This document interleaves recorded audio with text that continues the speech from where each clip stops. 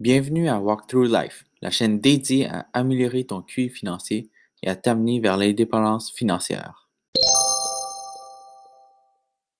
Quel est le meilleur investissement qui existe? Je ne parle pas de bourse ou d'immobilier, d'objets de collection, ni de REER ou CELI.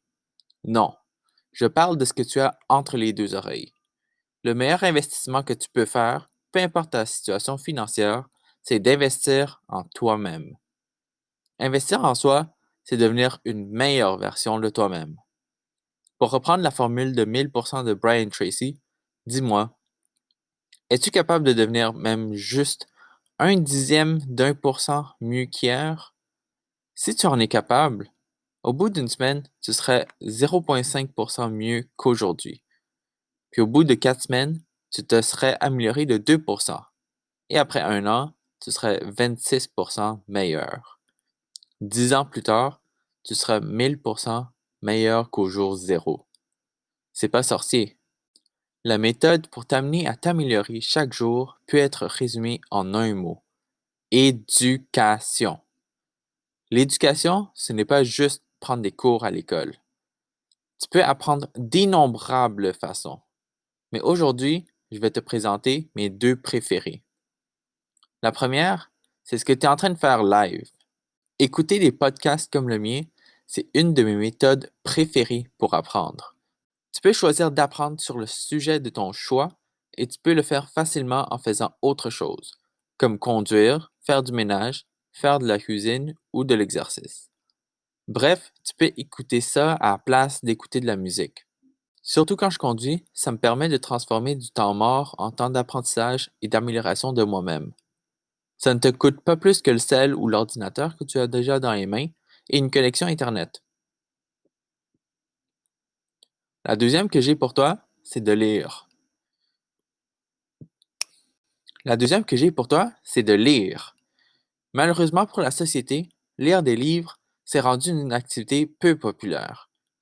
Heureusement pour toi, si tu ne lis rien qu'un peu, tu es facilement au-dessus de la moyenne. En plus de ça, lire n'a pas besoin d'être dispendieux. C'est un excellent moyen d'absorber des années et des années de connaissances en l'espace de quelques heures.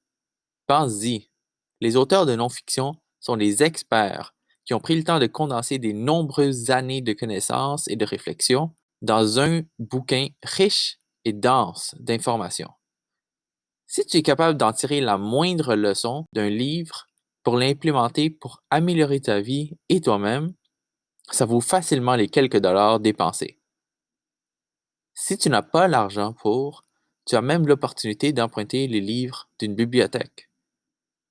Si tu n'as pas de place chez vous, mais que tu préfères garder les livres en ta possession, tu peux acheter des e-books et les garder dans un espace digital. Bref, c'est important, même si tu as soi-disant fini l'école, de continuer à t'améliorer. Ce que je trouve dommage, c'est que l'école est supposée t'apprendre à apprendre.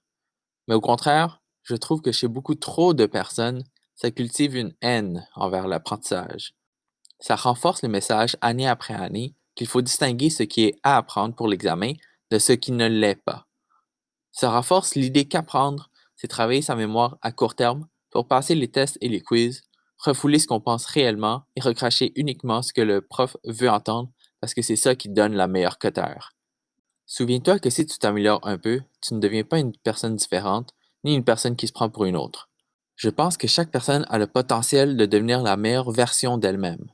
Quand tu t'améliores, tu deviens une version un peu mieux de toi-même, sans être pour autant malhonnête envers les autres ni toi-même. Si aujourd'hui j'ai pu t'aider à retrouver même juste un peu de ta curiosité à apprendre sur le monde autour de toi, laisse-le moi savoir dans les commentaires sur YouTube.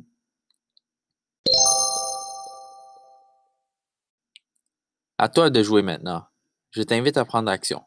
Commence à écouter un balado sur un sujet de ton choix. Il en existe déjà des tonnes et des tonnes. Si tu préfères lire, suis un blog, emprunte un livre ou achète-en un et lis un chapitre par jour ou même juste un par semaine. Personnellement, je choisis d'écouter mes podcasts et de lire mes livres en anglais. Parce que j'utilise davantage le français dans mon quotidien, je me garde un peu d'anglais dans ma vie pour le pratiquer régulièrement. Le sujet qui me passionne en ce moment, c'est, tu l'aurais deviné, la finance personnelle. Et si tu ne sais pas par où commencer, mes recommandations de podcast sont les suivantes. Afford Anything par Paula Pent. Elle a aussi un blog au même nom. Optimal Living Daily, Optimal Finance Daily. Ces deux derniers podcasts font, avec la permission de leurs auteurs respectifs, de la narration de blog. Les épisodes durent environ une dizaine de minutes. Je trouve que c'est une bonne façon pour ouvrir nos horizons sur plusieurs points de vue différents sur un sujet particulier. Mes recommandations de livres sont les suivantes. L'homme le plus riche de Babylone, The Richest Man in Babylon, par George S. Clason. Le pouvoir des habitudes, The Power of Habit, par Charles Duhigg, qui a aussi un blog à son même nom. La retraite à 40 ans, par Jean-Sébastien Pilote, qui a un blog aussi. Puis je vais te laisser les liens dans la description. Abonne-toi à ma chaîne pour rester à l'affût des nouveaux épisodes. Je vais essayer d'en sortir un par semaine, les lundis matins.